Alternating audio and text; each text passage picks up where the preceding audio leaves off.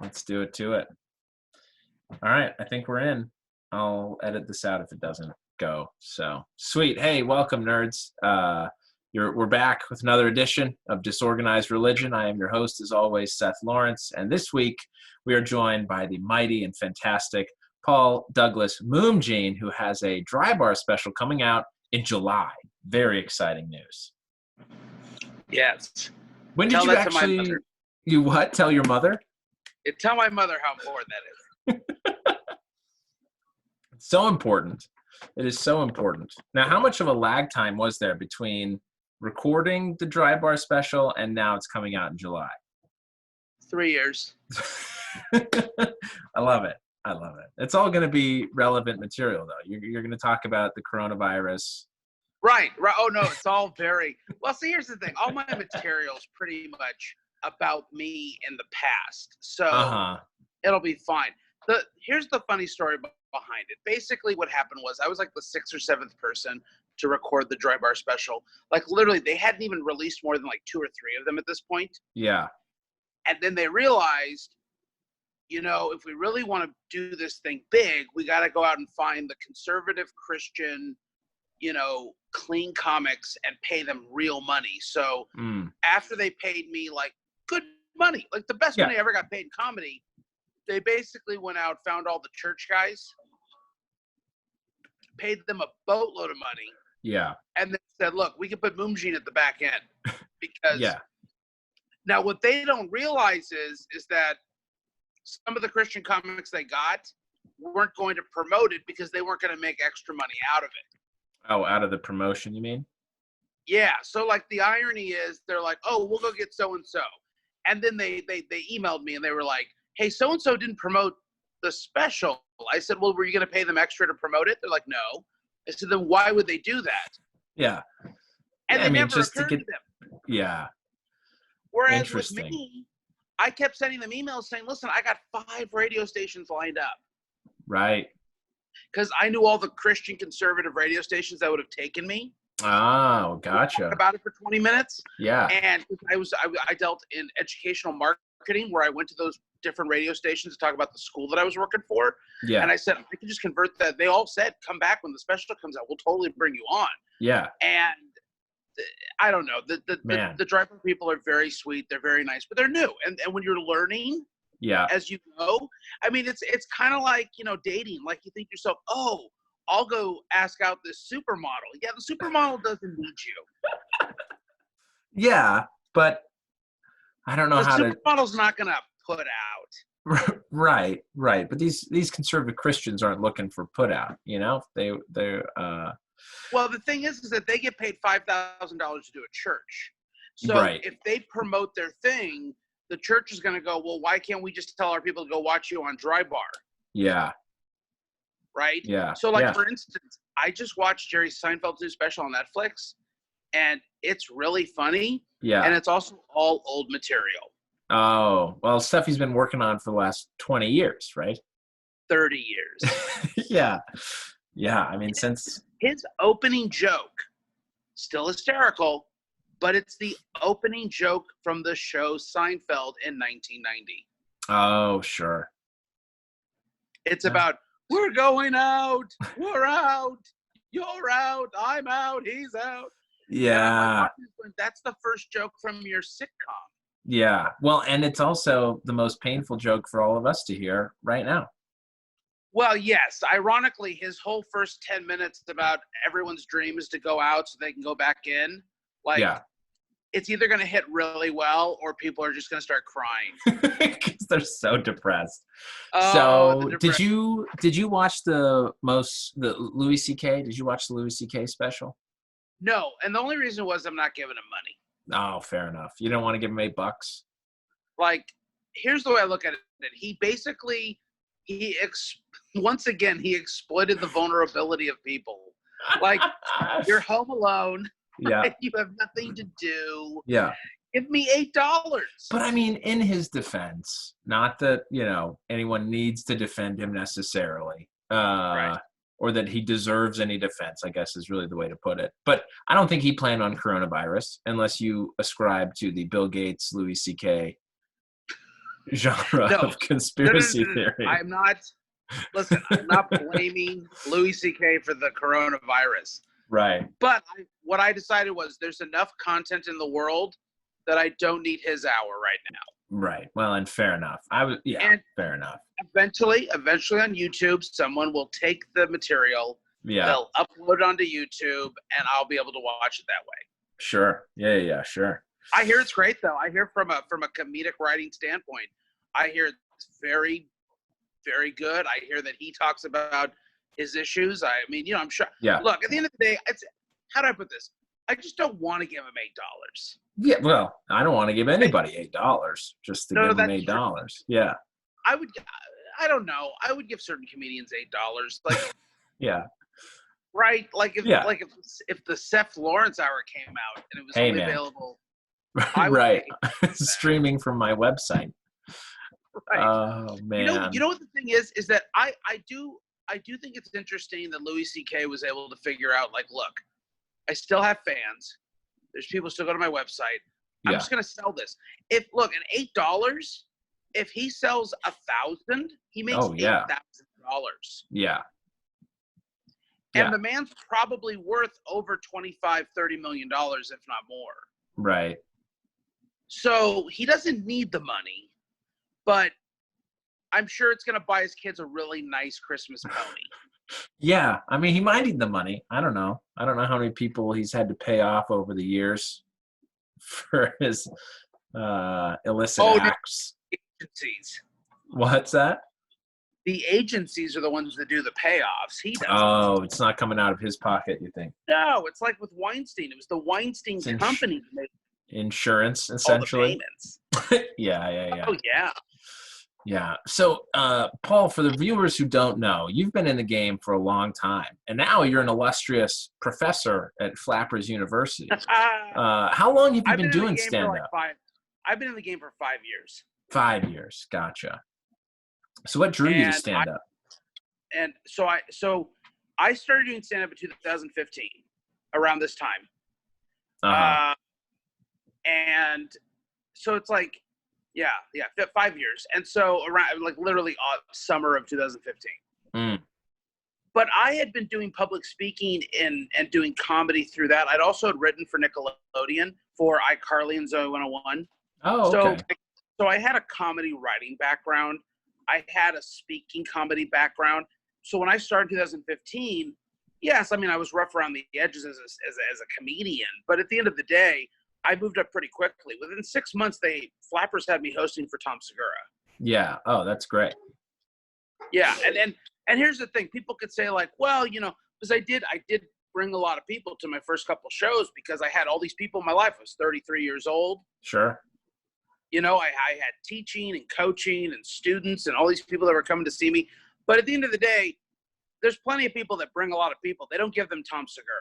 Right. So they trusted me completely. And out of 4 shows that weekend, 3 of them I did really well, and 1 of them I bombed on a level unseen to man. Is that right? I lost my place. So keep in mind, I'm 6 months into comedy. So so I completely lost where I was. I decided to ramble on some horrible story for literally 2.5 minutes. No one laughed. People were really confused. Oh no. And then I ended with, like, and that's what she said. I mean, it was just, and this was opening or hosting for Tom Segura. Yes. This was 240 people in the main room. Oh, that's excellent. No better place to bomb. It was the 8 p.m. Saturday show. It was the 3rd show. Prime time, man. And I bombed on a level like I've really been very lucky. Like, my bombings are usually on shows where everyone bombed. Sure. Right?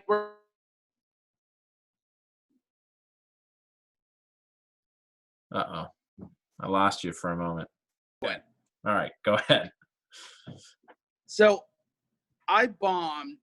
The only time I've ever bombed is when everyone else is bombing. That's my general. Like, I remember one time in Claremont, I did a show with Don Friesen and Jose Barrientos where no one got a laugh the entire night. Jeez. Okay, Yeah. like no one. Like there was a point where the headliner Don Friesen just looked at the audience and said, "You're not worth the rest of this bit." He goes, "Stopping, and I'm moving on to old material Yeah. because I know that this works." And this was his exact words were, "I know this is funny because I get paid to do this." Yeah. Okay, Wow. so to bomb 6 months in on a Saturday night 8 p.m. show was such a great lesson for me. And it made me realize two things. One, don't be so committed to the script that one word off throws you off. Right. Right. The second thing is you will survive. Yeah. Yeah. So did anyone say Right? anything to you from the management side, like Barb or Oh, nobody came to see me.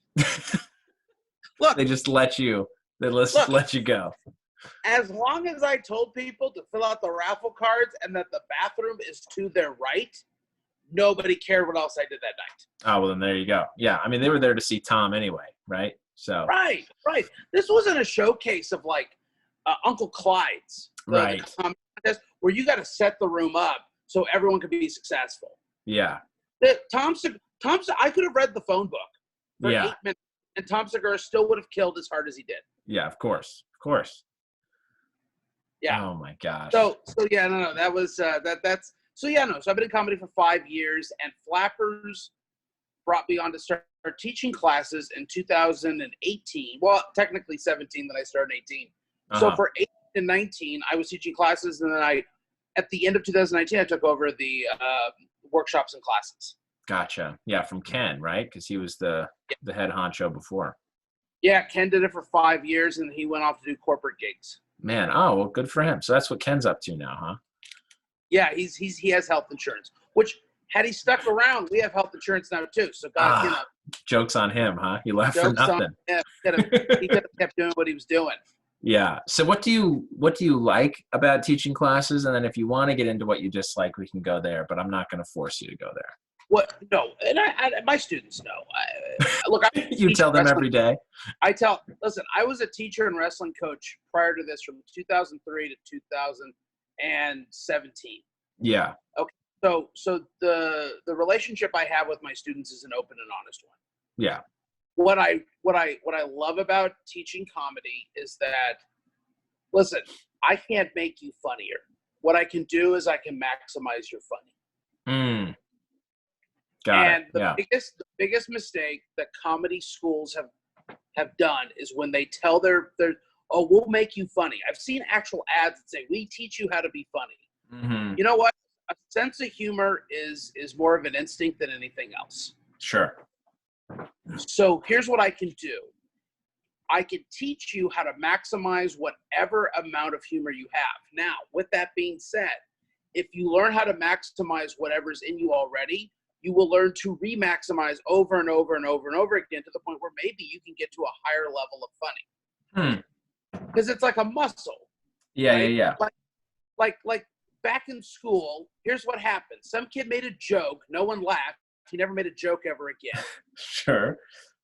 But then there's this other kid, like me, and I made a joke and everyone laughed. And so I made another joke and everyone laughed. And I made another joke, no one laughed.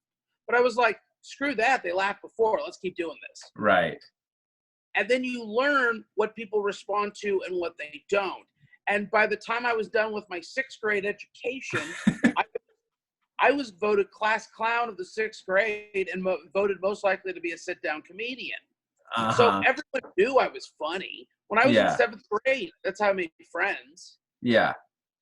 You know, by the time I was in high school, everyone knew. Like I was known as two things. I was known as I'm a Christian. I was known as the guy who talked to God, like legitimately. Like everyone in my senior year was convinced if anyone's going to heaven, it was Paul. But also, Paul's the funniest guy in our senior class. Everyone knew that. Yeah. Well, everyone knew I was funny, right? But here's the thing: I worked really hard at that, and so when I became a stand-up comedian, it was like what Jerry Seinfeld said: first, you got to make your friends and family laugh. Mm-hmm. Then you got to make strangers laugh. Then you got to make strangers pay to laugh. Oh, sure. And so because number one was so easy for me, number two became a possibility, and now I'm at number three. Yeah. Well, and you had some great shows at the Flappers Yoo-Hoo Room when they let you headline. Fantastic shows. Yes, I was very lucky. Over the years, they gave me a lot of great spots. I was getting 10 minutes before I ever should have got 10 minutes. Yeah. And then I started again to headline at the Ice House, and then Flappers a year and a half ago gave me a headlining spot in the Yoo-Hoo Room. 3.5, 4 years into comedy. Yeah, I mean that's crazy. That's awesome. Right, and I did really well, and it went really well. But as the teacher, my job is to maximize what you already have. Sure. And here's the thing too: most of our students are not comedians. They're people who are interested in doing stand-up comedy, like myself. I started in a classroom. I was a high school English teacher. I took a workshop for fun. Gotcha. And then someone said, "Oh, we also offer classes." And I was like, "Well, what's my other option?" "Your other option is to go to an 11 o'clock open mic." Yeah. And I said, "I can't do that." I said, "When's the class?" They said 12 o'clock on a Sunday. I said, "I can do that." Right. And so by doing that, I started to understand joke structure. I got mentorship. I was able to work with other people who were in the same boat as me, which was I can't go to 11 o'clock mics. Yeah. So what was happening was I was going once a week to class. Then I did a showcase. Then I made it my goal to go to the 5 o'clock mics and the 6 o'clock mics. Yeah. I literally would leave the classroom with the tie on and the slacks, and the whole thing. And I would leave the classroom and I'd drive down to Flappers. I'd drive to the Ice House and I'd do my open mic sets and then I go home. Yeah. But I couldn't be out at 11. And so Right. a lot of our students are people who can't be out at 11 o'clock at night. Right. So when you made the transition from sort of the classroom to the audition open mics, what changes in demographic did you see? And what changes in ability did you see? Wait, what do you mean? I mean, you were talking about how people in classes are those who cannot go to the late night open mics. Oh. So, there's a certain, from what I've noticed going to open mics, there seems to be a certain demographic of people that go to certain open mics at different times. So I'm curious now about the class, because I've never done the class route. Right. One massive difference. Classroom, not cynical. And yeah, very supportive. Very supportive. Everybody's friend. Yeah. Open mics, it's you're talking, I'm in my notebook, I'm on my phone, I'm with my little group. Screw you. Yeah. That's all. That's the only difference. But here's the thing. To be a really good comic, you have to learn to overcome the open mic room, which sometimes is not supportive because sometimes the audience isn't supportive. Right. So level one, we don't even encourage them to go to open mics until the last week before their showcase. And then level two, it becomes a requirement. Yeah, gotcha. Right? So level two is go to an open mic. And when you come back, I want to hear about how your teeth got punched in. Yeah, especially if you mentioned you're in a class, right? In fact, had we not had the pandemic, I had a level 3 class where the objective was I was going to work with other bookers that have really rough bar shows and get every one of those students onto the bar show. Oh, gotcha. Right? Yeah, bar shows are rough, man. Yeah, I was going to, have you ever done Petey's Place with Ryan Talmo? I have done Petey's Place, but not with Ryan Talmo. But you know the atmosphere. It's not an empty room. No. And so I was talking to a couple comics, and they said, why don't you send your more advanced students, the ones who really love comedy, to these rooms where they learn to really try to be in the moment 100%. Right. Like you're fighting to get the attention. Like, can you be more interesting than the beer that they're drinking? Yeah, or the girl they're trying to pick up on. Right. So that was the objective, and then the pandemic hit, and now we're back to Zoom. But yeah. Well, the pandemic, it turns out, has saved a lot of souls. Yes. I'm pretty sure that a lot of people would have quit comedy. Well, here's the thing. I think people are quitting comedy right now, and they don't realize it yet. Oh, because they're not doing the virtual shows. They're not doing virtual shows, and here's what's going to happen. The clubs will open up, and they can have like a limited number of people. Right. And they're going to be like, this isn't fun. And then they're just going to be like, I'm just going to go make sketches, or I'm going to go write a script, or I'm going to have a podcast, which is fine because Yeah. comedy can be in different forms. Right. But I totally see it as we're going to have a lot of people who just come out of this and they're going to be like, I'm not doing this anymore. It's changed. It's done. Yeah, I mean, part of me is sort of like, that would be great. That would be great if there were less that wanted to do the actual stand up on a stage part. But I also think there are going to be a lot of people who are going to be unemployed and, you know, be like, hey, I've always wanted to try this. Why not take this as a soft reset? I feel like if there was a comedy Martin Luther King I Have a Dream speech, it'd be Yeah. like, I have a dream that one day I can go to potluck and there's only 50 people who sign up. For real, though. Oh, my gosh. Right? Man. Could you imagine having like a 2/5 chance? Yeah, every week getting on instead of a 2 in 100 chance. Yeah. Yeah. I'll no, never I mean, forget. I'll never forget reading I'm Dying Up Here, and they talked about how 47 comics signed up every week yeah. for potluck. 47. Yeah, I know. Well, I've talked to some people on this podcast who had similar memories. It might not have been that few, but 60. It's a lot different than the like 300 that sign up now. Right. When I was going about once a month, it was about 150 to 200 comics. Yeah. But keep in mind too, a lot of them were also signing up for Kill Tony. Yep. So they were going for both, and they figured they get up on one or the other. And yeah. But it's yes, and that still happens because they were still doing Kill Tony, up until pandemic every Monday night, along with potluck. So yeah, crazy. Yeah, I don't know. I hope the numbers go down just for my own selfish sake, but part of it is sad that there are going to be some people who probably can't do it anymore, not because they don't want to, but financially it's not going to be viable.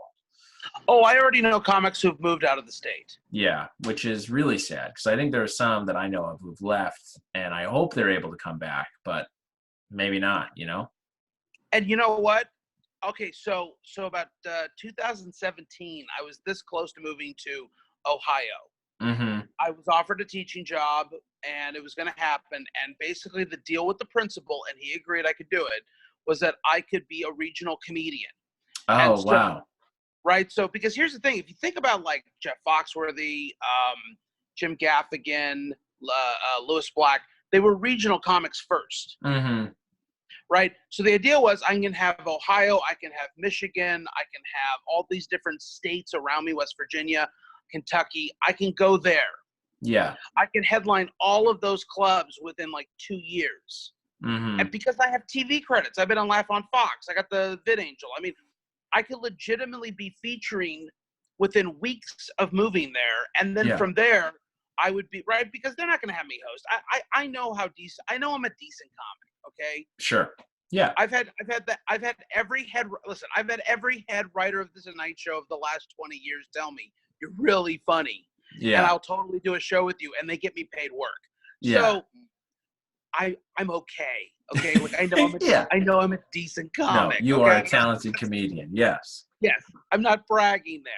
No. What I can tell you is that if I was living in Ohio and Michigan and Kentucky and West Virginia, I probably would be featuring very quickly, which means I'd be headlining a couple of years later. And then I'd be making like, a good $45,000, $50,000 a year and just doing those gigs. Right. And then I would be doing corporate gigs because I'm pretty clean. Right. Yeah. Yeah. So that was a real, so here's the thing that I'm saying. All those comics that are moving back home, if they're smart, they're not sad that they don't get to do the Comedy Store for free. Right. They should be thinking like, I have real chops now. I should be looking at doing like legitimate feature work and getting paid $600 for the weekend. Yeah, no, that's true. That's true. It'll take a little legwork getting in the door, but once they're in.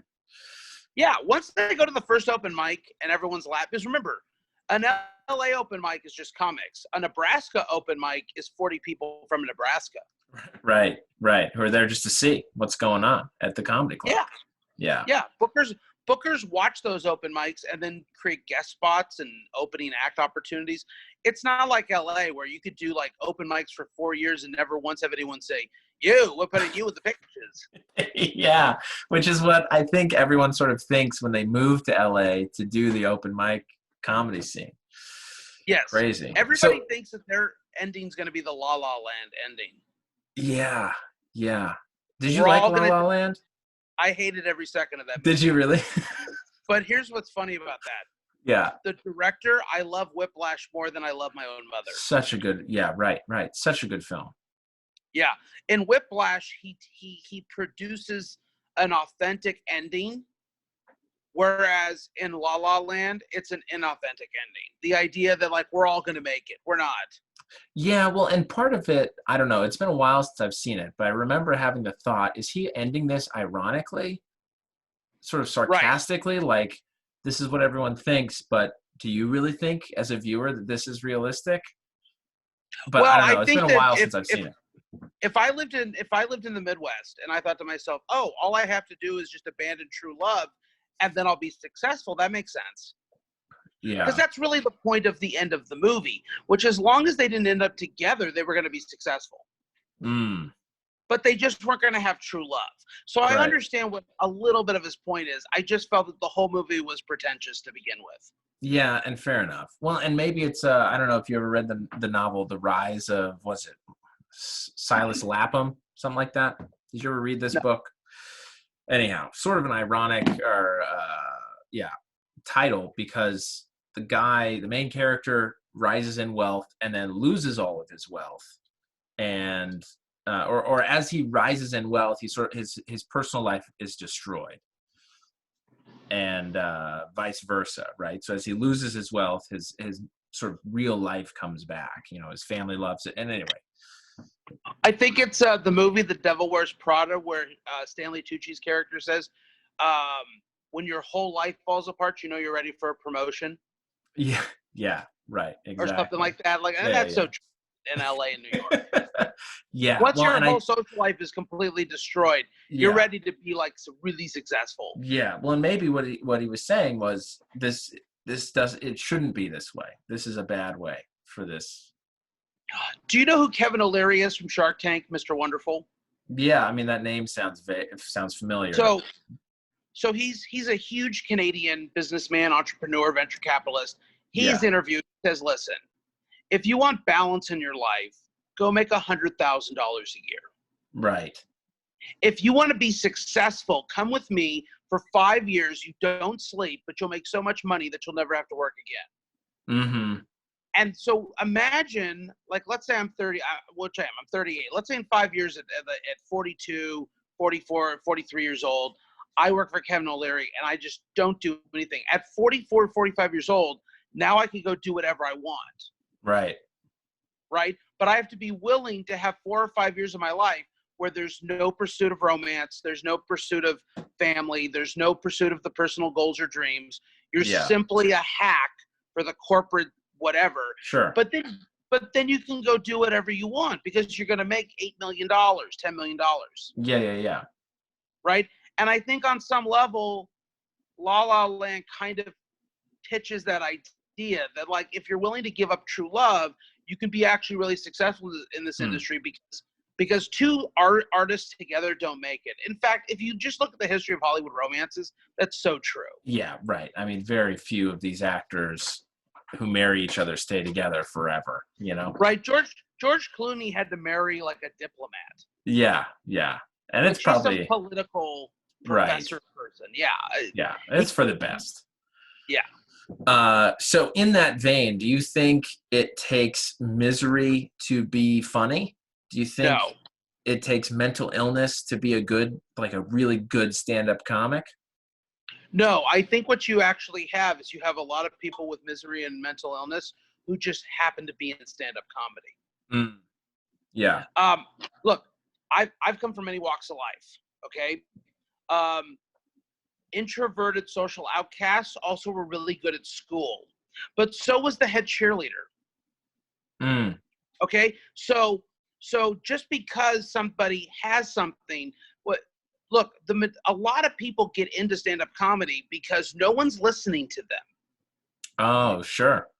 And so now Interesting. someone says you get a microphone for 5 to 10 minutes. Yeah. And so, yes, now here's the thing though.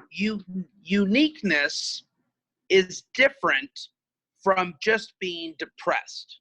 Right. So a unique life, a life in which, like, for instance, your father and you never got along, your wife cheated on you, your kids hate you. There's a uniqueness that is in conflict with the status quo, that produces the ability to do the type of material that is unique and interesting. Mm-hmm. At the same time, there is nothing unique or interesting about Jim Gaffigan, and he's doing very well. There is nothing unique or interesting about Jerry Seinfeld, Jeff Foxworthy, none of these people, and they're doing very well. In fact, Amy Schumer is about as basic as it gets.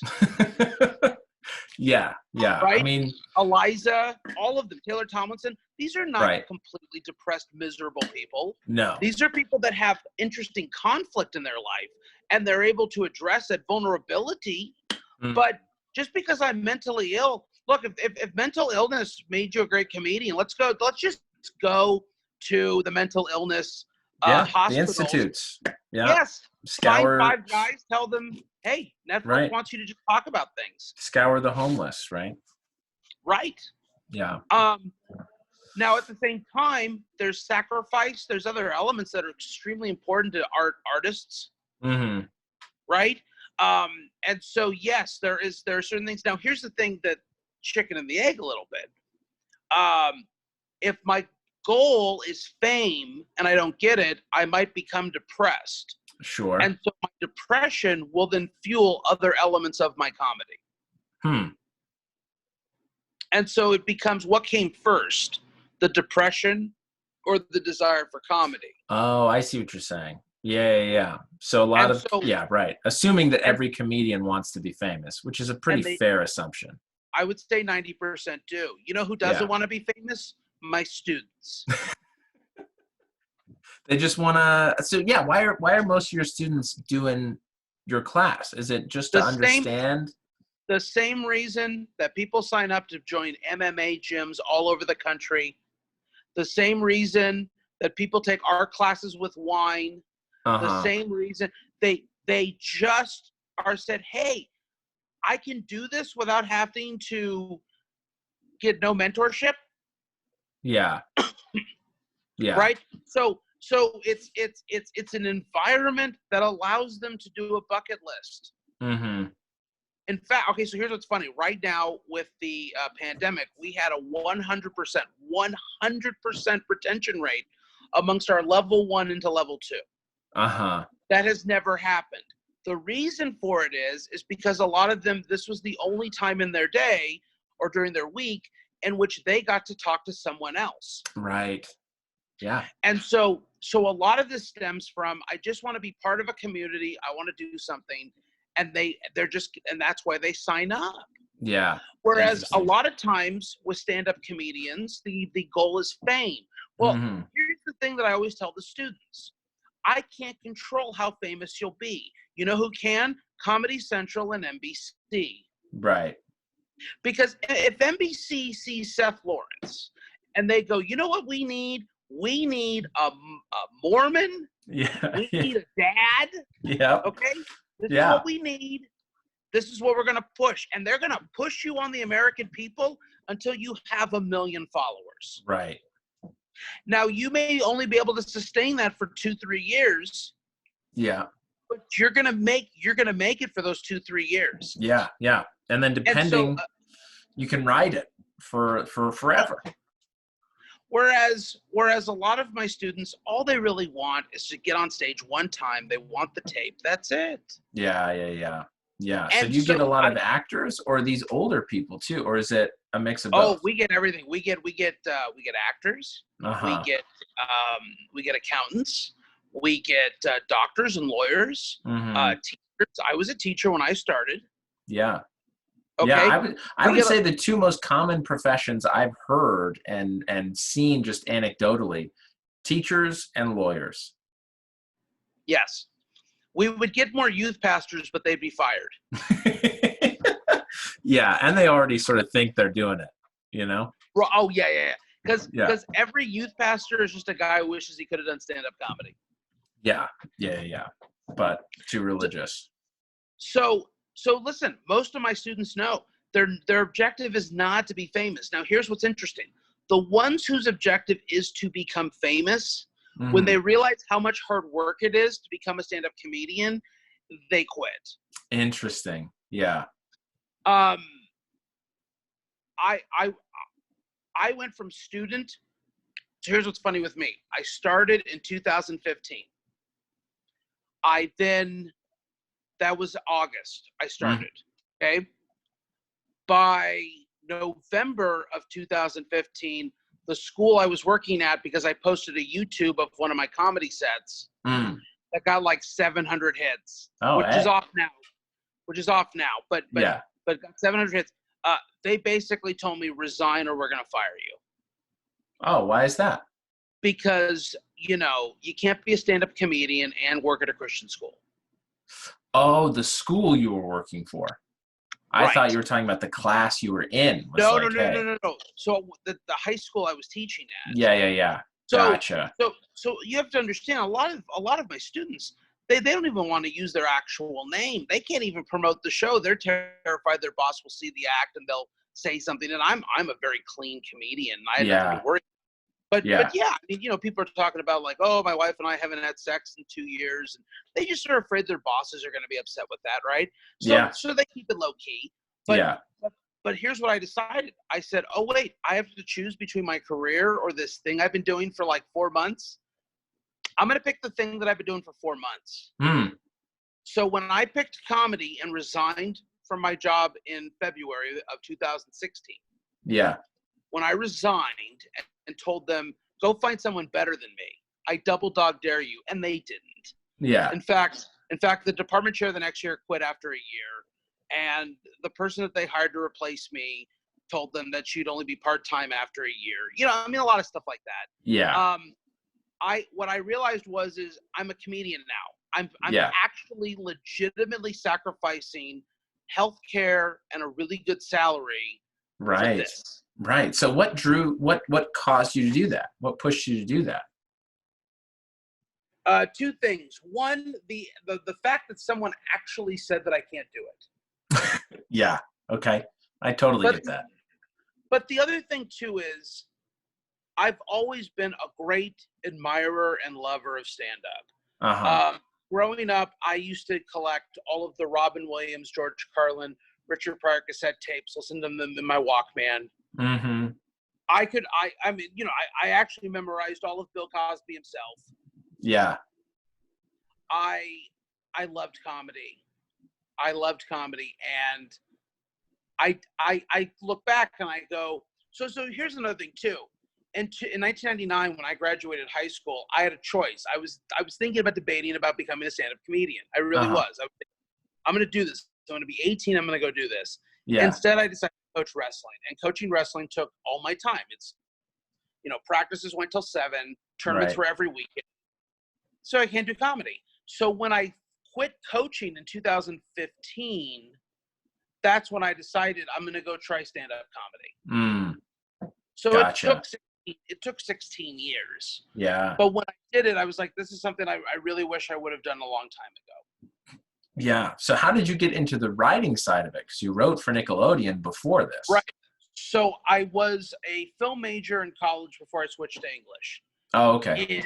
In 2006, in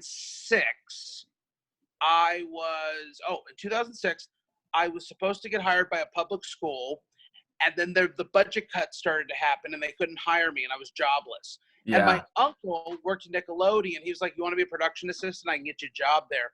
And I'm like, oh my God, yes. I loved movies. And so I worked at Nickelodeon. And so Nickelodeon, I got hired in August of 2006. By October of 2006, I was hired as the executive producer's personal assistant. And then he put me in the writer's room like 2 months later. Yeah. Oh, that's great. Yeah. So I got the job for two reasons. One, it's very funny. The first reason was I'm sitting in the production office as a PA who helped put out the food, right? Uh-huh. And someone yelled out, they said, hey, Dan Schneider, who I worked with, who was the executive producer, they said, Dan needs someone to pick him up and drive him to work because he's just exhausted driving back and forth. To which I said, I'll do it. They said, where do you live? I said, I don't care. Just tell me what time I got to be. Yeah, what do you care? I'm going to be driving. By the way, there were 4 other production assistants. They all said no. Wow. So Because so what is the setting of you are serving food in this meeting, and this person leading the meeting just throws this question out there, and well, actually we were all just in the office. So part of my job was helping set up all the food stuff and setting up the tents and putting things up. We're all just sitting up in the production office, and Jonna, who is one of the best producers in Nickelodeon, but now at like Disney and stuff like that, Jonna said, who wants to drive Dan? And nobody wanted to do it. No one. I said, I'll do it. Yeah. I wow. can be in the car with the executive producer. So what happened is in October, he fired his on-set assistant, promoted. So we're driving back and forth. Yeah. And we became besties within seconds. Yeah. So he hires me to do that. Yeah. And then in January, he puts me in the writer's room. Yeah. Wow. That's amazing. Right. So now I'm sitting there, and I'm literally in January and February of 2007.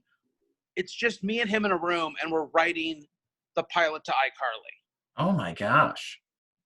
And so he's like, and so I'm doing the rewrites with him. Yeah. So where did the idea for iCarly come from? Was it his? Is it his daughter, his niece? No. Here's what happened. Nickelodeon needed a Hannah Montana show. Okay. Yep. Right. So Zoe 101 is the #1 show at Nickelodeon at the time. It's girl power, beat the boys, the whole thing. We're working on that. Right. So they said, can you come up with something? So he says, sure.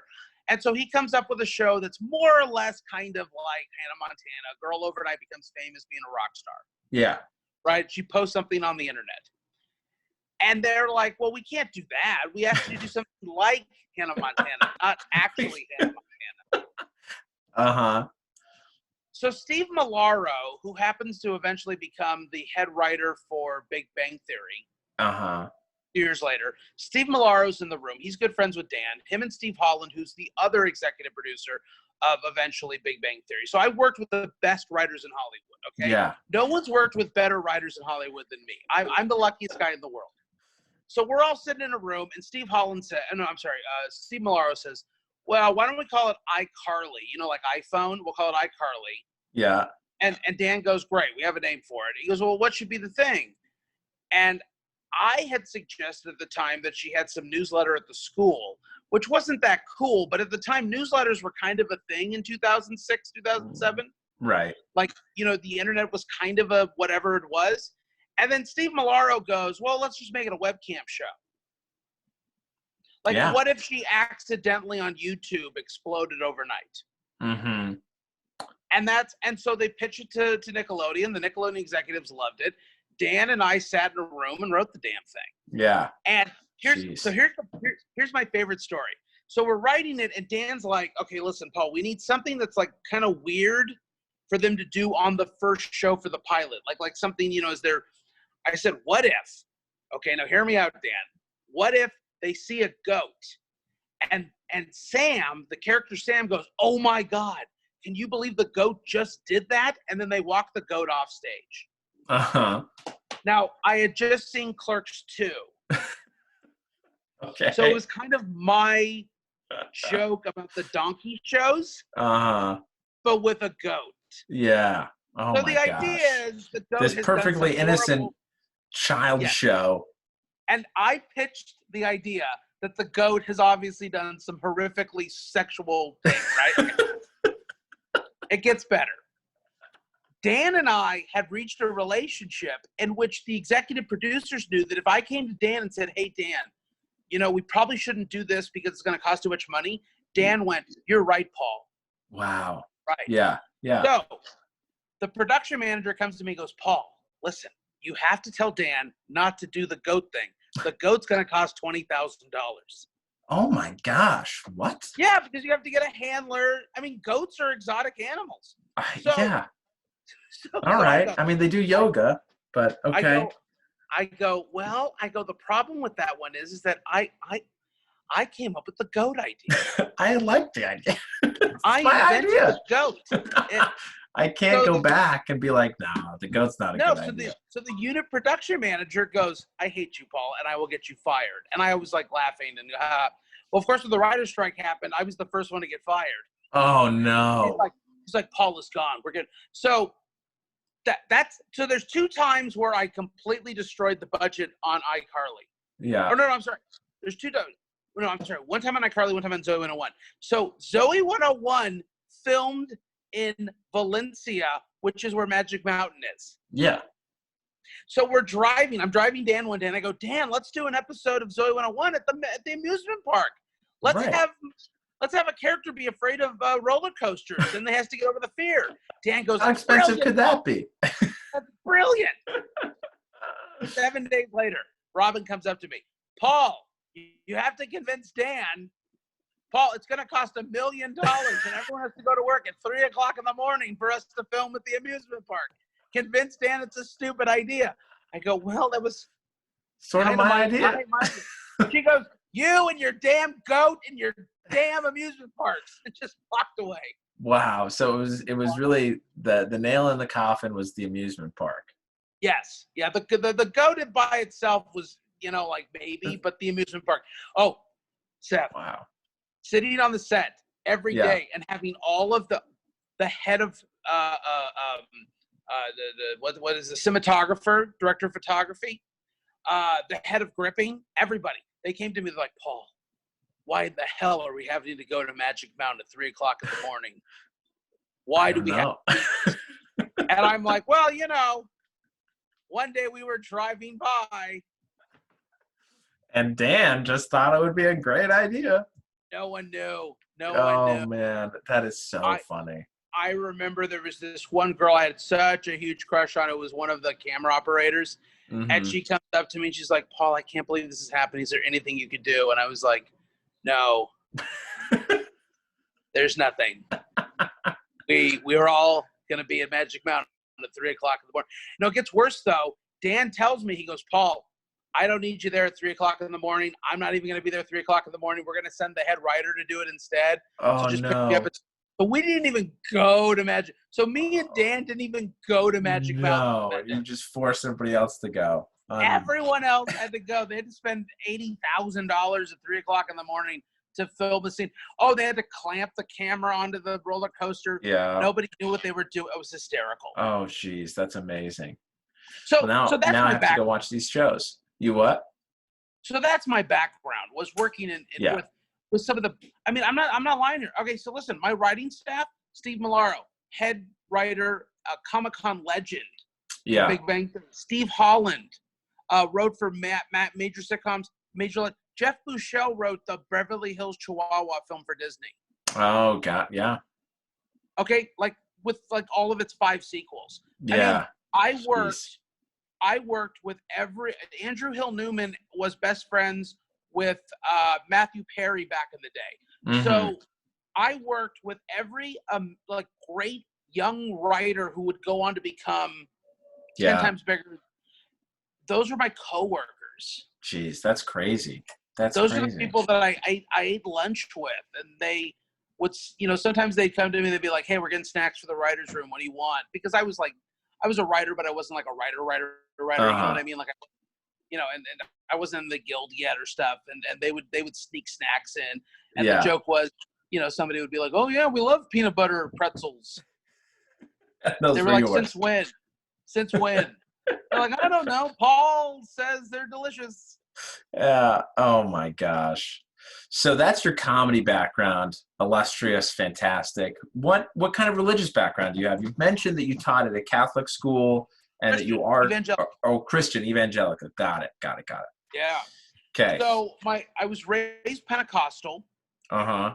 For those who don't know what that means the Holy Spirit filled us completely and we spoke in tongues. Yeah. So were you a holy roller? Well, growing up as a kid, I mean, no child for the most part knows what a charismatic Christian is. Uh-huh. You just went to church. Yeah, You know, sure. you went to Sunday school, and my dad taught the morning classes before the main service. Okay. And then we kind of went to a more conservative church later when my parents got divorced. My mom took us to Simi Valley, and then we started going to a little bit more of like a mega church vibe. Okay. And so, very basic evangelical. Yeah. So, well, when you say conservative, what was the shift? I mean, if you remember, like religiously, what's the shift from, the evangelical you went to as a kid to this more, conservative? So I didn't realize the shift until later in life. Uh-huh. What I can tell you is that just nobody spoke in tongues at the At the new second church. Yeah. Right. So Yeah. so there would be it was a little bit more like, does anyone have the word from the Lord? And somebody would go, Allah shukabuka buta buka baka. And then Uh-huh. somebody would interpret, and then we'd all agree that God loved us. Gotcha. That was But church one. that was church one. Yeah. And then church two was more like, hey everybody, let's just sing popular worship music, Yeah. do an offering, have a Right. sermon, do another offering, and go home. Yeah. Some people might get healed along the way. Well, there was no public healings after the first church. Oh, gotcha. Okay. Yeah, no. The first church, people were going up. They were in wheelchairs, and we were praying for their healing. Like it wasn't like Benny. It wasn't like Benny Hinn, where like literally people were walking out of the wheelchair. Right. But I was raised in a Pentecostal, Holy Spirit filled church. Then we went to a more conservative church. And then we went to what's called Reformed theology, which means we no longer believed that the Holy Spirit was active in the ways that the Pentecostals believed. Got it. Right? So I was raised in that. Now, keep in mind, though, as a kid, I was still raised within a idea, and I watched people believing they were healed. Yeah. Believing that God was working in mysterious ways. And so that always impacted me. I always would raise my hand as an adult at the more conservative churches. And I would say, like, well, gee, but don't we believe that Jesus could do that? Yeah. Yeah. And of course they were like, well, no, because we don't believe that. And I'd be like, well, is God restricted to our belief in what he does? Yeah. So I was a little bit of the rebel. Yeah. And so I never really fit into a conservative. And listen, I tried to help run Bible studies, youth groups, children's ministries. I did everything I could to be involved. And from 2007 until 2016, I tried really hard to fit in to conservative Christianity, and it just didn't click. Interesting. So what for you was conservative Christianity? What were some of these ideals? Well, like God doesn't really perform miracles anymore, or right. The idea is that, well, okay, it's kind of like the COVID response. Stay home unless you have to go out. Okay. So conservative Christianity is God can heal you unless he doesn't. Yeah, I see what you're saying. He probably won't unless he really needs to. Right. God's will is this bipolar experience in which, for whatever reason, God could have healed me but chosen not to, but I won't know until I get to heaven, and I just have to be accepting of it. Right. So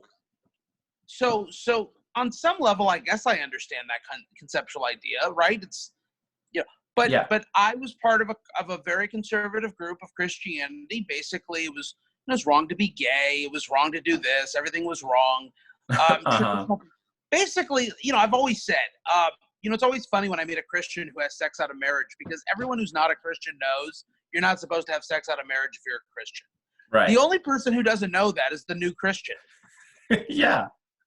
Right? Like whenever I meet some person who's like, Paul, how's your walk with God? I'm always like, I don't know. You living with your boyfriend still? And they're like, yes, I am. I go, well, then don't judge me. Yeah. Okay. Because I can point to a couple of Bible verses that tell you you're not supposed to do that. So let's just not play the blame game right now. Yeah. So wait, right? I haven't heard this like walk with God. Is this a derogatory phrase or is this just how's your life going? General phrase. For what? Well, you said, you will get approached by someone who'll be like, how's your Oh, walk with yes. God going, Paul? I have not attended church service since 2017. Uh-huh. So for 3 years, and I will say this, I've been much better off psychologically because here's something that most people don't understand. Yeah. Most people leave the church by a certain age, Right. okay? Most people have decided I'm not going to be an active member of my church, usually around 30 to 31 years old, unless they've been married. Yeah. Church for a married person is an amazing social construct, Sure. right? Church for a married person is a networking group of epic proportions. Yeah. Church for a single person over 30 is like being a leper, and there's no leper island to even send you to. Yeah, that's not just, I thought that was only exclusive to the Mormonism side of Christianity. That's everywhere? That is massive. So here's what happens. Not so much within Catholicism, because Catholicism is more cultural for most Christians in Catholicism than actually spiritual. Right. So evangelical Protestant Christianity, if you're not married by 31, 32, they don't know what to do with you anymore, right? Yeah. You can't be a part of the young adult ministries. You can't be a part of the college ministries. Right. They don't know what to do. And then you show up to Sunday and you're by yourself, and then nobody wants to. Or they're like, well, you can go with the married Sunday school and feel very alone. Right. If I joined, and this is what happened. So here's a funny story. So I joined a Bible study at the last church I was part of before I left organized church. Mm-hmm. Not religion, not Christianity, right. but just organized church. They begged me to be the co-teacher for the Bible study. Mm-hmm. And not just that, they had me read every week the passage because I was just an excellent reader. Yeah. And I brought a lot of life in it, right? So the head pastor, who's 2 years older than me, was appalled. He goes, we can't have Paul doing that. Paul's not married. Oh, boy. Well, when was the last time a man needed a woman for anything, Well, here's my argument. Yeah. Here's my argument. According to this logic, Jesus and the Apostle Paul would not be allowed to lead a Bible study at the old church I was a part of. I mean, first of all, how dare you suggest that Jesus wasn't married? But go on. You're right. Yeah. You're right. Yeah. The Gnostics make a good point. Yeah. What do you think that marriage at Cana was all about, Paul? Yeah, somebody else. He provided the wine, not the ring. Well, I mean, his mom was the one being bothered. Yes, the mother came and no, what happened was the mom said, "Hey, they ran out of wine. You need to fix this." To which he replied, "My time hasn't come yet, woman." But I mean, it was his mother, though. Well, it was probably a family wedding then. It was probably a family wedding. It was probably not Jesus'. First off, the idea that Joseph would have, then she would have gone to Joseph if it was his wedding. Yeah. She would have gone, Joseph, you're the man of the house. Go get the wine. Yeah, but Joseph, I mean, he's just some dude, Actually, Joseph probably was dead at that point. Yeah. Right? Because you don't hear about him after the whole story. Yeah, I don't know what happens to poor old Joe. Well, more than likely, historically speaking, Joseph was probably much older than Mary. Right. Probably died sometime between Jesus and the temple, telling all the people in the temple what's really going on with faith and God, and then the wedding in Canaan. Yeah. Interesting.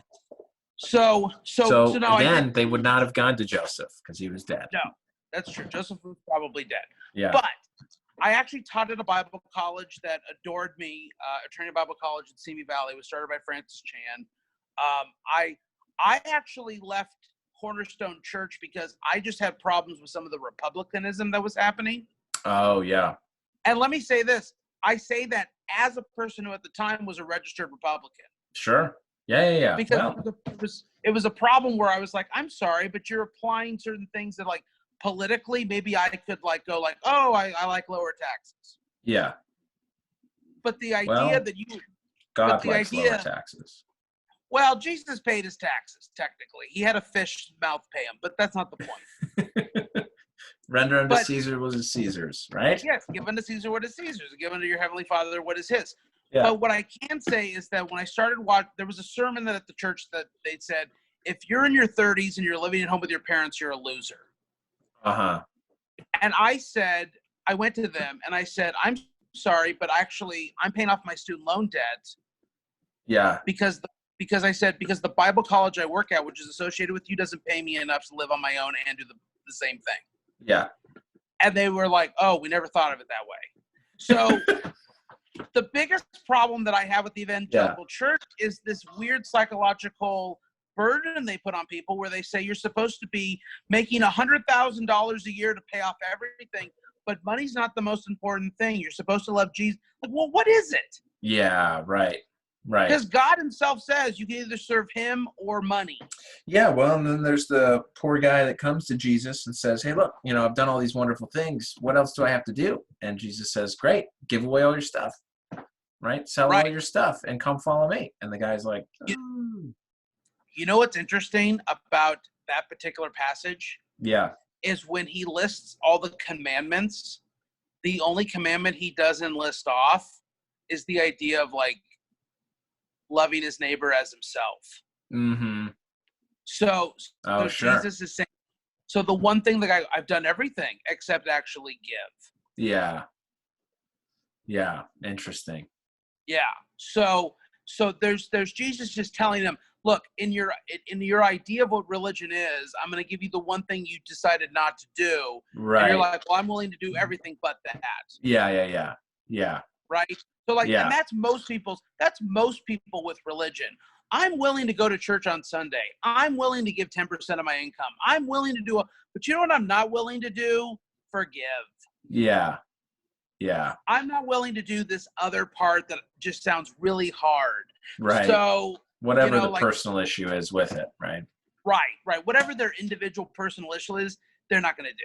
Yeah, and so Jesus was just it was really more of a story of hypocrisy than it was an idea of, you need to be penniless to follow me. Right. My guess is that guy probably gave a lot to charity.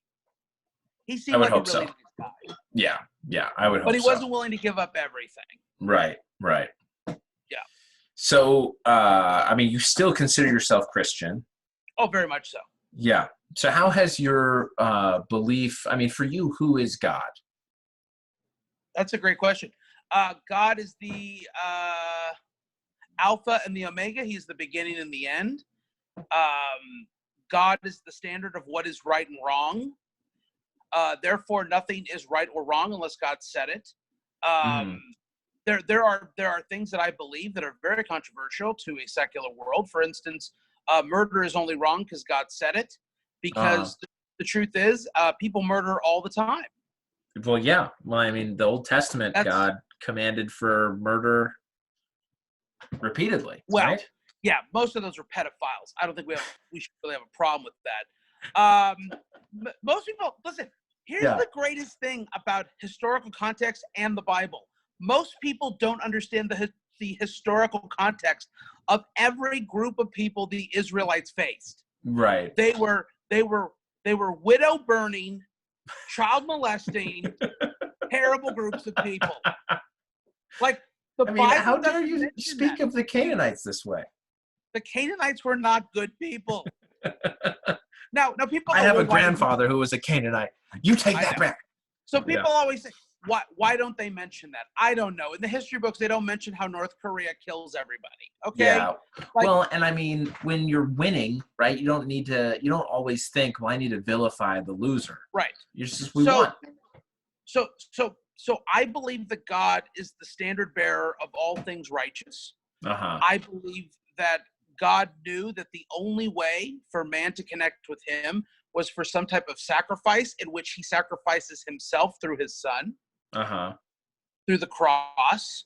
As Paul says, that basically the wrath of God was sacrificed at the cross so that we would not be the recipients of the wrath of God. So I believe all of that. I believe that God is spirit. I believe that God dwells in eternity. I don't know if he necessarily dwells specifically in what we call heaven, but I believe that he dwells above time and space. Yeah. And that is why I truly do believe that when we're looking at the world and we're going, God, we have 2 days before the rent's due. How come you're not helping us? Because at the end of the day, God doesn't dwell in our timelines. Right. But certainly Also, he's aware of our timelines. fully aware, and yet at the Yeah. same time, God is also fully aware of the future that our tragedies will bring, Right. and therefore is not worried. Yeah. Interesting. So for you, is God a person? No. Physical? No. No. Got it. God is spirit. He dwells. He has taken on incarnations as in his Son. Okay. in So Christ. you believe sort of the Holy Spirit, Jesus Christ, God, all the same. Yes, the Trinity. Yeah. I also believe that God has revealed himself in multiple ways. Mhm. And one of those ways happens to be, while fully God, also fully man through Christ. Gotcha. And if you ask me, Paul, how do I explain that? I go, well, I can't. I'm not God. Sure. That is Fair enough. That is the element of faith Yeah. in which I go. See, faith is not just the understanding of the lack of not facts. Faith is also in the belief in the lack of understanding all the components of things. Mm. So, for instance, I can have faith in you coming to my show on time, even though I'm not aware of, is your car working? Right. Is your wife going to be okay with this? Are your kids sick? I just know that if I book Seth Lawrence for a comedy show, he's going to show up. Right. And I also know that if you have a lot of conflicting things in your life, you're still going to find a way to make it work. Right. Yeah. So the same thing goes with God. I can't completely understand what God is going to do and how God's going to make things work. But what I do know is, since he knows the end, which is a whole complex idea, which I think takes away complete libertarian free will. So you don't believe in free will? I don't believe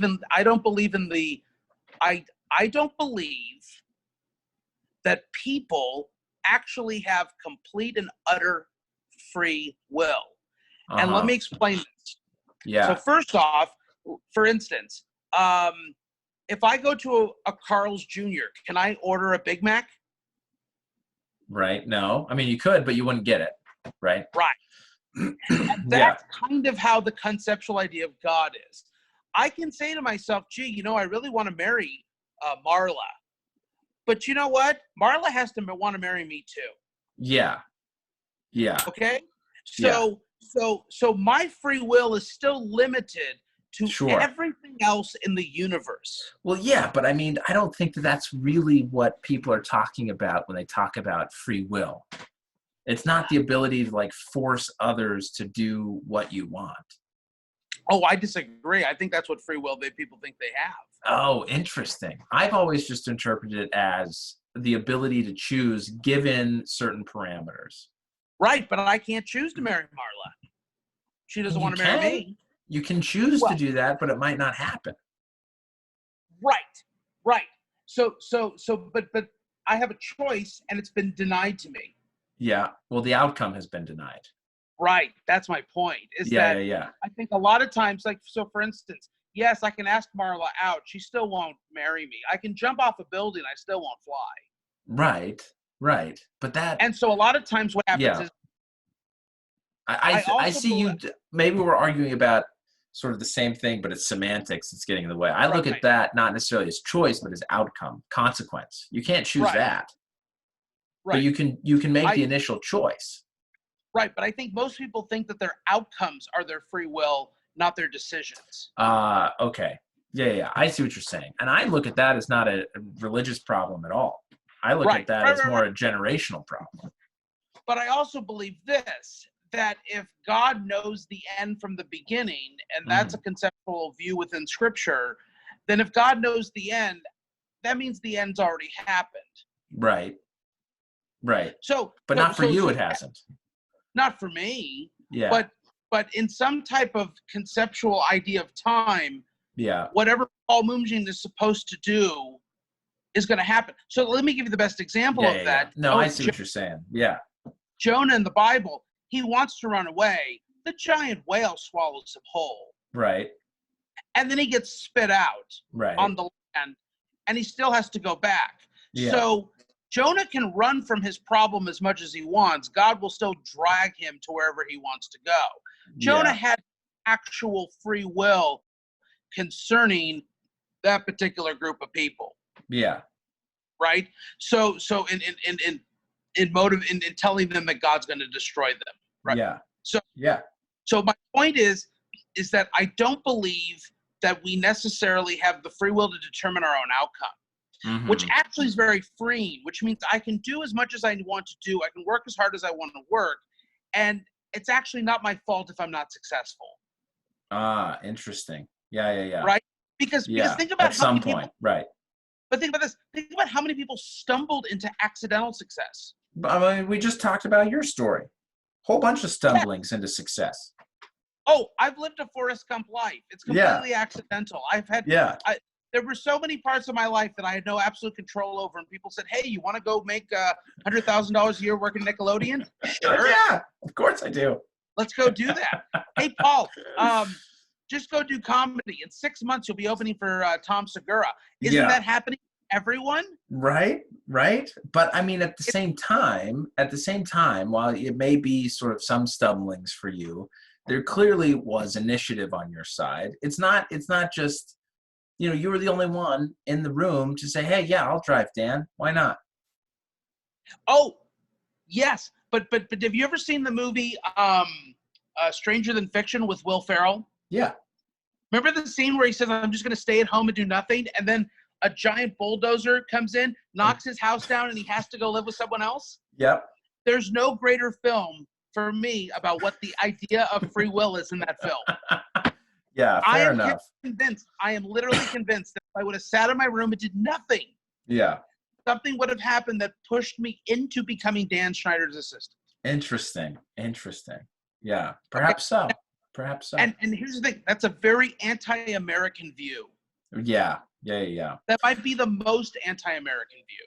Well, what about the view of multiple versions of yourself out there living all at the same time?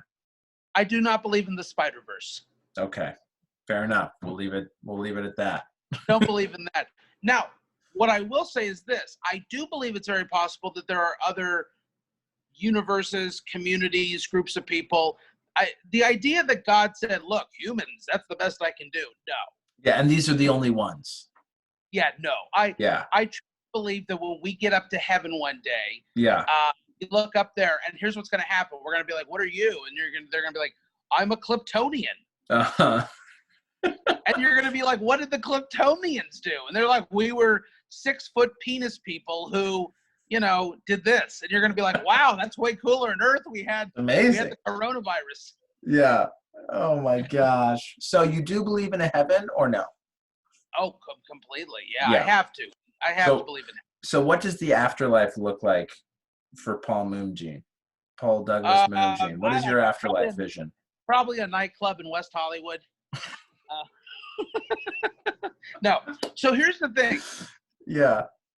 The afterlife, the way that I understand it, is this: the new heaven and the new earth. Okay. Which is there's supposed to be a whole series of events that eventually eliminates the idea of evil in the world or in the universe. Yeah. Okay. So the book of Revelation, the idea that the Antichrist comes in, and then there's 1,000-year reign of this and 1,000-year reign of that, and then eventually everything gets wiped out. Yeah. And Satan and all of his demons and everything gets cast in the lake of fire, and there's nothing but purity at the end. Mm-hmm. And as John said, I saw a new heaven and a new earth. My idea of what I think that means is that on some level, humanity lives in the state of Garden of Eden perfection. Okay. Okay? Because listen, I actually do believe that my fat, short little body was not God's intention. Okay? All right. I don't. I believe that God, in an ideal world, right? If Adam and Eve never eat of the fruit of the Garden of Good and Evil, of the knowledge, if they never eat of that, Paul Moonjean today, if no one eats of it, is a 6'4" God. Like a mini, like he looks basically like LeBron James but white. Uh-huh. Oh my gosh. But Because well, I then why do are you like this? Because of a fallen Earth? Is that what you're saying? yes, Okay. that essentially a fallen Earth produced everything from diabetes to overweightness to fat Got to it. how about this, to the repercussions of sin. Yeah. And gluttony on some level is a sin. Sure. Okay, Sure. and on some level, there's that. Now, here's Yeah. what happens. I don't believe that people who are more deformed or this or that are more sinful. I'm just saying a fallen world produces Right. imperfect species. Yeah. Yes. So I believe that the afterlife, that you and myself would be into our fully restored humanity. Yeah. Humanity on a level of God's perfection. Yeah. Yeah. Limited and unlimited at the same time. Uh-huh. Okay? At the same time, God dwells in heaven. There's some connection there in which somehow the things we do on earth are there's tasks, but it's not work. Okay. It's the ability to be able to accomplish and to fulfill potential on an unlimited ability. Uh-huh. I don't know what that looks like, because I still believe that in all the ways that we've made our life better with cars, technology, computers, we've also made ourselves worse. Yeah. And I do believe, and if you ask most people, if they look at a untouched jungle, an untouched forest, an untouched piece of nature, there's something about humanity that goes, wow, that's perfect. Uh-huh. And I need to change it. That's really what humanity says. I need to get in there, and I need to. Well, I think that the narcissist in us says, let's make it into condos. Yeah, right. Wouldn't it be awesome to put a pool right there? Right, but I think that if you ask a lot of people, hey, let's go look at this uncharted territory, they'll look at it and they'll go, wow, there's something about that seems like that's how we're supposed to live. Yeah. And so therefore, I do believe that somehow there is a level of that in the afterlife in which we are living as we were supposed to. Yeah. And I also believe we have the ability to be able to communicate and to connect with one another that is beyond the iPhone. Yeah. Right? Because all of man is trying to connect and reconnect with each other and ourselves. Right. That's what we're constantly trying to do. Yeah. And so to imagine that at its perfect level, its most God-fearing level, that is the new earth. And the new heaven is just a way in which God's dwelling place is now connected to the natural on some level, that is now a pristine perfection of whatever humanity was supposed to be. That I believe the afterlife is. Gotcha. All right. I like that. I like that a lot. Well, we're coming up on the end here, and I want to give you a chance, since I've been grilling you on your religious thoughts, to ask me what's the deal with Mormonism. So anything that you've heard or know about or are upset by or confused by or enjoy about Mormonism, I encourage you to fire away. You have to understand, this is the guy who went to a single ward on recruitment day. Oh, did you? Yes, one of my former wrestlers. One of my former wrestlers. Yeah. He called me up. He's like 25, 26. Yeah. He says, hey, he goes, we have to bring someone. You're the only one I trust. Yeah. And I go, what do you mean? He goes, everyone else is just going to be freaked out or weirded out by it. I said, of course I'll go. Seth, if I was not a religious person, I would have joined the Mormon church that day. Those women were amazing. Those women, there were 3 of them. I would have married them that day. And, maybe in the near future you could. All 3. Well, not at 38. I'd be asked to leave the singles ward at this point. Well, yes. I know this because the day that I went was the last day for some guy sitting in the corner crying because he realizes he has to go back. Yeah, to the family ward. Yeah, because he never met a wife. I mean, he was a very awkward person, but you know what I mean? Like that was, but listen, I actually like the idea. There are things that the Mormons do so much better and within the realm of organized religion. Uh-huh. Right? So evangelical Christianity, Catholicism, there's still an organization aspect to it. Yeah, of course. Right? The problem is that youth group or I'm sorry, a young adult ministries Yeah. or college groups, they were meeting on Friday night. I don't Yeah. want to go there Friday night. Only the losers were there on Friday night. Right, of course, because Whereas, they weren't dating. whereas the Yeah. Mormons, they met at Sunday. They just put everybody in the Sunday service. That was Yeah. genius. Yeah. The fact that you have to like go visit the world, or at least Sure. visit the world for a couple of years before you get married. That's brilliant, Yeah. Yeah. right? The idea that you have ideas like family night on Mondays, correct? Yeah. Yeah. Like Now like it's sort of any night, but encouraged right. Yeah. But listen, I've studied all these religions. I understand a lot of them. Yeah. And what I'll say is there are organizational structures within that evangelical Christianity totally would benefit from, Uh-huh. right? Have your singles ministry on Sunday when everyone's already showing up to begin with. Right. Right. Like you trust that pastor to teach on Friday. You don't trust them to teach on Sunday. Yeah. Yeah. Well, So so why don't these churches do it? Is it that they want to facilitate, like in their minds, do you think they're thinking, well, if we get them all together on Friday, they'll just date each other and marry each other, and then we don't have to worry about it, right? no, it's because they're stupid. Oh, okay. No, really. Like, look, the owner of the Utah Jazz was a Mormon. Yeah. There's not one single evangelical leader within the NBA. Oh, okay. Okay? All right. The more Fair the enough. better Well, people. they are focusing on God. Okay, Paul? Yeah, right. That's what they're focusing on writing stupid books. Okay? That's what they're focused on. Every evangelical pastor in the country wants to write a book so he can go teach at Crosstalk Yeah. 2020. Yeah. Okay? Usually on like And- couples, right? It's on marriage. Yeah. Or why other religions are wrong. Right. Right. Two Right? favorite So- topics. Yeah. That's their favorite topic. Why everyone else is wrong but me by John MacArthur. So here's the thing. I Yeah. would suggest that. I say, listen, why don't we get everybody on Sunday together?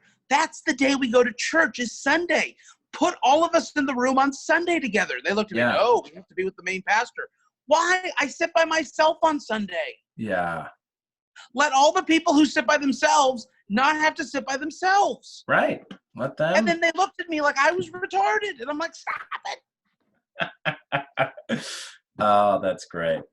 That's all. Listen, evangelical Christianity is essentially a byproduct now of the Republican Party. Yeah. So therefore, any system or group or organization that also is running itself within the same framework of the most stupid party in America, which by the way, Dennis Prager, who's one of the leading Republicans in the world, says there's two parties in the world, the dangerous party and the stupid party. He Yeah. goes, I'm a member of the stupid party. Yeah. Okay. So even top George Will, Dennis, they know the Republicans are Yeah. stupid. Yeah. Okay. So therefore, a stupid party that influences religion is going to produce stupid results. Yeah. Yeah. Yeah. Well, fair enough. That's all. And so I don't blame them for that. Yeah. Okay. They Bless their want to have hearts. Bible studies on work nights. I don't get that. Right. Okay. They're then shocked. How come no one's going on Wednesday night? I don't know. They just worked 14 hours and they got to get up at 6 a.m. Yeah. Yeah. They I need to, remember yeah. during the massive unemployment of 2008, there were three groups of people that hung out of Panera Bread all day long. Yeah. One, college kids. Two, the unemployed. Three, pastors. Yeah. Okay? So three groups of people. I was part of the unemployed group. The pastors sat at Panera Bread all day drinking coffee, talking about things, waiting for Sunday to finally hit. Oh, My man. point is that evangelical Christianity is not intelligent enough to be able to do things at a high enough level to produce the results they want. Interesting. The Mormons have a much better understanding of human nature Mm-hmm. and therefore produce a much higher rate of marriage, family, and children. Yeah. They also produce a higher rate of employment. They produce a higher rate of everything because the Mormon church, which is a fraction, obviously an offshoot of traditional Christianity, Right. just as Catholicism, everything else, these off branches of different groups, the Mormon church, more than any other group, completely understands human nature. And they know that if you don't tell people, Mondays, or at least one night a week, you should probably have family night. Yeah. People won't do it. Right. If you don't kind of set boundaries and expectations and understanding within a reasonable context, you're just not going to produce the results you want. Yeah. Hey, we want all the single people to get married. What should we do? Let's put all the single people together on Sunday. Maybe they'll talk to each other. Yeah, maybe so. Like, let me ask you a question, Seth. If you liked a girl, did you meet your wife at a singles ward by any chance? No, but I went to the largest singles ward in the world, which was Brigham Young University. Okay. And that's where we met. But here's okay. So you did meet within the Mormon church construct on some level. Yeah, for sure. Okay. So here's my life. I like a girl named Becky at church. Do you want to know how I have to go ask her out? In front of her dad. Because there's no time for us to be by ourselves because everybody joined with their family on Sundays. Yeah, well. So if I like Becky, I now have to find a way to tell Becky, hey Becky, you should come to my car and see my new CD player. Like, what? Yeah. But had Becky and I had an actual Sunday afternoon where we could have been together, I could have said, hey, Becky, after church, you want to go get In and Out? And then she would have been like, I'm a good Christian. Yes, we will go get In and Out. Yeah. Or Chick-fil-A. But you got to pick one of those two. Closed. Chick-fil-A's closed on Sundays. Oh, right, because they're better Christians. They're better Christians. But I could have taken her to In and Out, and then we would have been married in 6 months. There you go, man. Instead, I have to stand there and try to not ask her out in front of her dad. Yeah, well, that Paul that's married to Becky's out there somewhere, I'm sure, Paul. I'm sure there is. But as you know, and then here's the fun thing. This for the people who have no idea who either one of us are, maybe they know you. Where do you think I've met most of the women I've been dating? Comedy shows. No. In your class. No. Oh. You know this, the restaurant? The restaurant at Mimi's? No, Hooters. Oh, Hooters. Oh, of course, where you were hosting the trivia nights for years. Yes. Of course. Man, that's amazing. So that's my life. So that's my evangelical journey. Maybe, you know what I would love to do? I would love to do like an oral history of my evangelical journey, which ends with me hosting the Hooters bikini pageant and trivia night. Yeah. Giving away free beers. That would be yeah. You should do that. You should do that at some point. The oral history of my evangelical thing. But here's the thing too. I will completely argue this, and I say this straight faced. If you put me up against any theologian in the country on a particular topic that we disagree on, I would literally destroy them in a debate. Yeah. No one has done more study of every major theological issue in the world than me from every particular angle. It's all I did, that and movies. And the thing is, reason is because I'm not married. I've never had to make a woman happy. Yeah. So you just have time. I have all this time. So and here's how I know I would destroy every single theologian in a debate in which I disagree with them. Uh-huh. My buddy who has 5 degrees from Biola, including a PhD in New Testament studies, has told me, he goes, he would pay to have me in a debate with anyone because they live in a bubble and I don't. Right. So that's kind of like my goal on some levels, to see how in the world I could get like John MacArthur and I to debate on anything. Yeah. John MacArthur's this big pompous ass of a pastor out in Santa Clarita area. Oh, gotcha. Yeah. And I would just love more than anything you should debate them. Because what's been fun is every time I debate someone on an issue, what I found was I'm the only one that actually used the Bible. Oh, yeah, right. Everybody else what you should do is reach out to David Smalley. Do you know who he is? Wait, why does that sound so... Oh, the atheist. The atheist, yeah.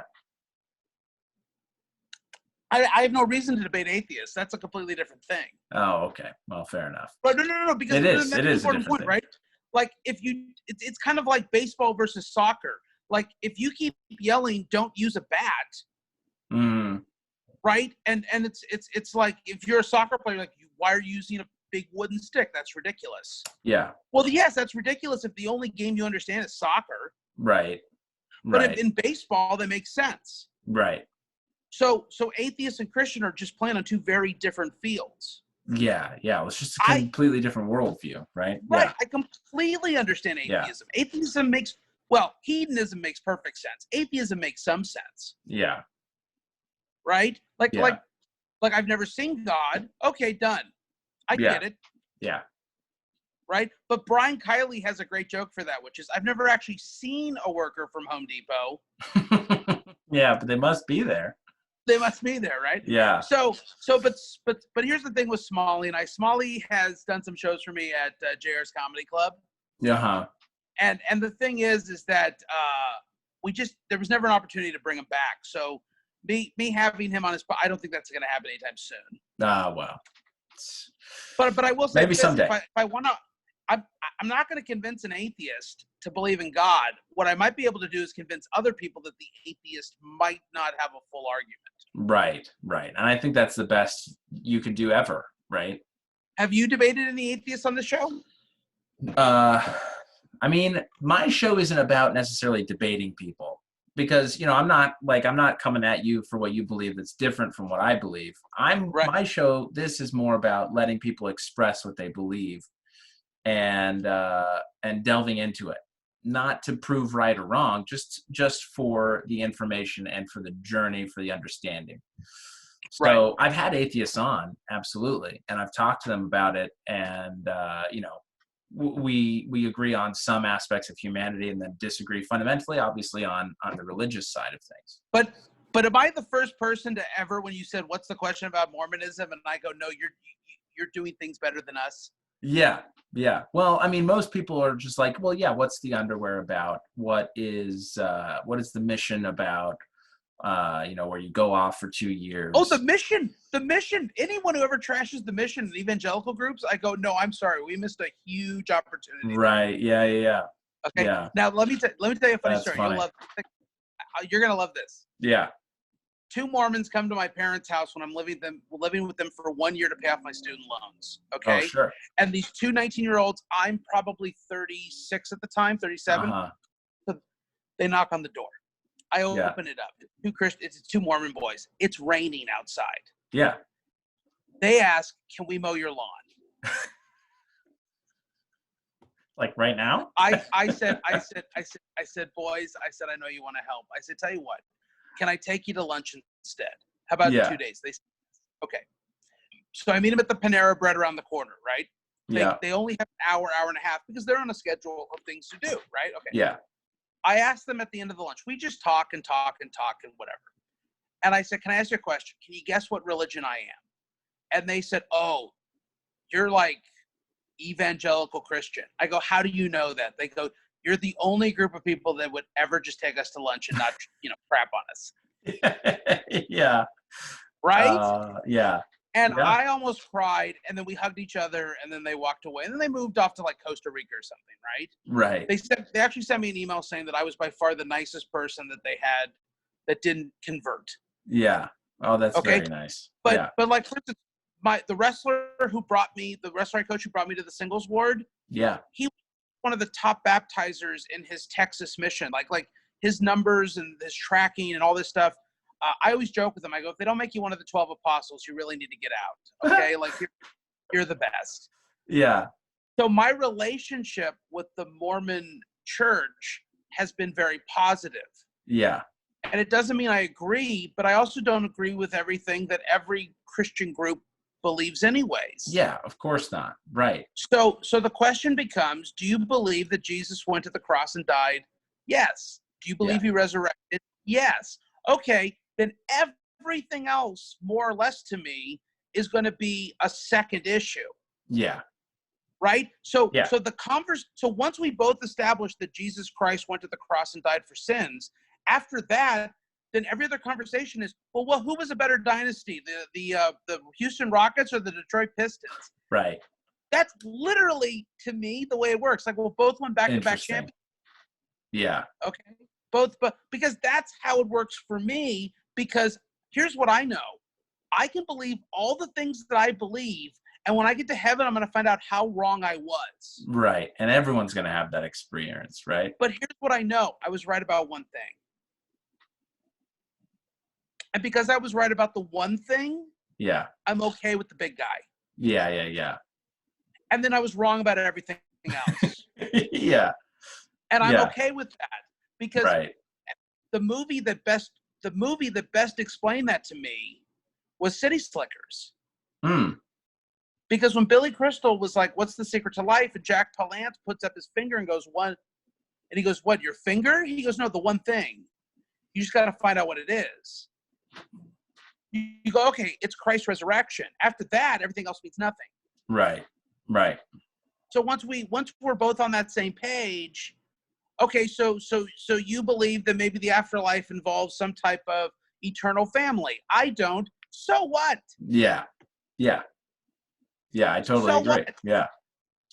I believe that the afterlife does this. Oh, you believe you can't have certain, some Mormons believe they can't have some types of caffeine. Right. Well, you know what? So do people on Atkins. Yeah. Okay. Yeah. So what am I going to say? All the people on Atkins are going to hell too because they don't believe in elements of caffeine? Well, they will, but not for that. It'll be for other things they've done. Right. Obviously. The atheist Atkins. Those are the ones. That's the one. But here's another argument I made too. Which whenever I debate an atheist, I always say you wouldn't like heaven to begin with because you don't like the idea of God. Right. So here's how much God loves you. He's going to let you be completely separated him for eternity. So you get what you want. You got exactly what you wanted. It's perfect. Like God is not a spiritual rapist. Right. God does not force himself upon you. Yeah. He lets you. Yeah. Right. So whenever I have a debate, this is why I don't debate atheists. They go, "I don't believe in God." I go, "Okay, that's fine." Yeah. And they go, "Aren't you supposed to convert me?" I go, "Well, would you like me to?" Yeah. And they go, "Well, no." And I go, I want you to try. Because Jesus said, "Do unto others as you would have others do unto you." Yeah. Well, I don't want some atheist spending the rest of his life converting me to atheism. Right. So I'm not going to spend the rest of my life. But if my atheist friend has a question, they know they can ask it anytime they want. Yeah. And they know that I would love more than anything to have that conversation with them. Right. So that's how this works. Yeah, exactly. And this is why I don't have my own church, because you would have no followers in this church. I mean, it's just it's loosey goosey. I love it. Yeah, like, could you imagine my church? Are we supposed to hate the gays? No, we're supposed to love them. Well, I'm leaving then. I mean, there are a lot of people that would think that. What are we supposed to do with the Muslims? Love them too. Screw you, buddy. I mean, they're not reading their New Testament. I don't know. So that's what it's come down for me. Yeah. Well, and I appreciate that. And I think there's a lot of truth to that. Absolutely. Yes. Beyond the atonement, there's really fluff. Yes. I do believe, and here's the thing, that I do believe that God has called us to be holy. Mm-hmm. God has called us to be kind and decent and loving and charitable. And we all know that on some level. Yeah. We just don't always know how to apply it. Yeah. And so, for instance, like during this pandemic, a lot of people have asked me for money, and I've been lucky enough to be able to give it to them because, nothing huge, $100 here, $100 there. Sure. But it is the idea that when, like, one of my favorite stories is the story of the Pharisee and the poor woman, and the poor woman gives a couple of shekels into the offering plate, and the Pharisee gives everything, gives a whole bunch of money, but Jesus says she gave out of her poverty, he gave out of his wealth. Who do you think is going to be more blessed? Yeah. And the disciples were like, "Oh, wow, this is crazy," because the guy gave more, but he gave out of his surplus. And so what I realized is, let's give out of our own sacrifice. Yeah. And what I found is I have never wanted in my entire life, as long as I give charitably and lovingly and kindly to people, and I find that is a biblical principle that has done me very well. Yeah. Well, there's no better way to end than on that. Thank you so Great. much, Paul. Anything you Thank want you. to plug or promote? When are you gonna air this? I have a couple episodes I need to finish editing and put out this week, so it'll come out next Sunday is the plan. Not Okay, Mother's Day so- Sunday, not this Sunday, but the following. So May 23rd, then May 23rd, which is a Saturday, I'll be having a virtual show through Flappers that you're gonna be on. Hey, beautiful! I'm so I was gonna excited. push I'm hosting Eddie Pepitone this week, but that'll be too late by then. Yeah, So the 23rd, Seth and I, and it's 23rd. 23rd. I'm sending out everything tomorrow to you guys and a few other people. Oh, cool. And we'll try to get Bill Burr and Joe Rogan, but if they say no, we'll get others. Yeah, that'll be fun. That'll be great. All right, awesome. Thank you. Thanks so much, Paul. Have a wonderful night, and best of luck with the rest of COVID quarantine. Oh, yeah. Yeah. Thanks, Paul. Bye.